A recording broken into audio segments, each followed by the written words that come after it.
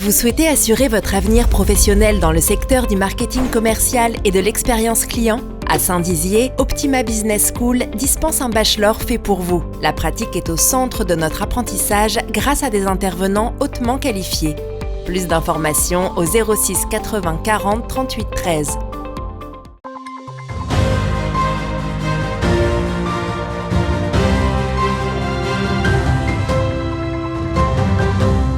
Bonsoir à tous et bienvenue dans votre 15 minutes info du 12 mars 2022 et tout de suite les titres de cette édition.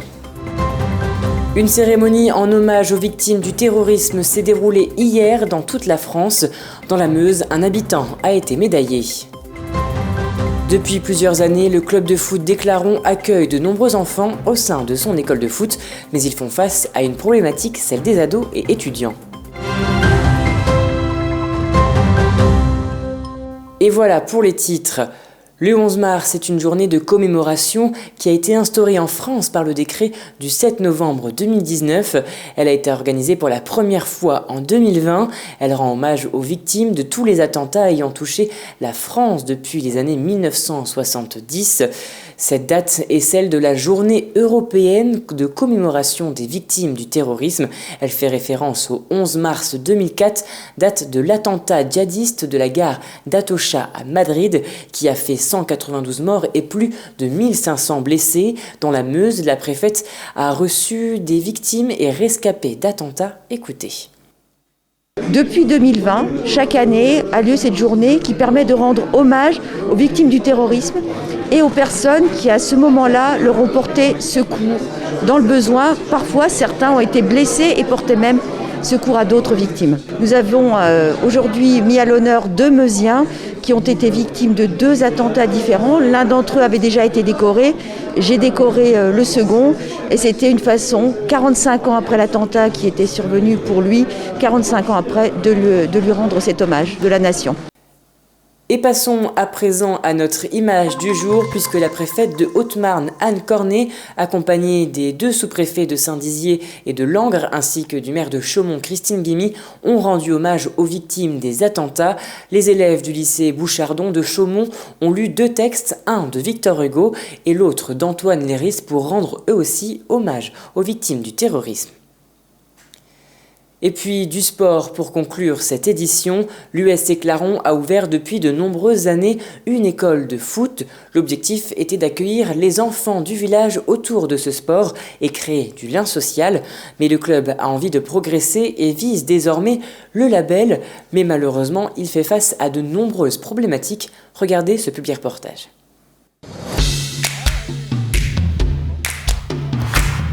Chaque semaine, plus de 80 enfants d'Éclaron investissent les terrains de foot de la commune.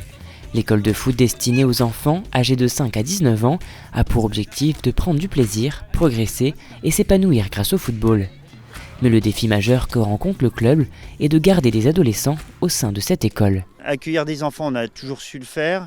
La problématique, c'est garder des adolescents. Une fois que nos étudiants se sont installés dans les grandes villes, ils n'ont pas forcément envie de revenir. Donc voilà, c'est aussi participer à l'attraction du territoire. Pour cela, le club a déjà ciblé quelques solutions afin de se diversifier et attirer de plus en plus de jeunes et les faire rester en organisant des stages loisirs, mais pas que. On a depuis 5 ans une section Zumba. On ouvre une section foot-golf en partenariat donc avec Foot Golf Park qui s'installe sur Giffaumont. On fait des accueils pendant les vacances, des accueils sur plus du loisir plutôt que du purement sport, enfin football.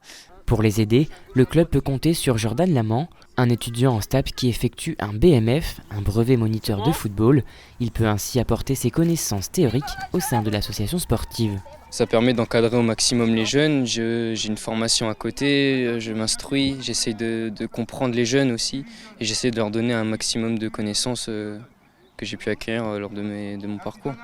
La finalité de toutes ces actions est d'obtenir une labellisation de la Fédération française de football pour cette école de foot, mais également avoir des équipes dès 13 ans au niveau régional. Et voilà, c'est la fin de cette édition. Merci à tous de l'avoir suivi. Dans un instant, vos prévisions météo de demain présentées par Manon Grosset. Et on se retrouve pour votre 15 minutes info de dimanche. Je vous souhaite une très belle soirée. Toute l'actualité qui vous concerne, à voir et à revoir dès maintenant sur puissancetélévision.fr et sur notre application mobile.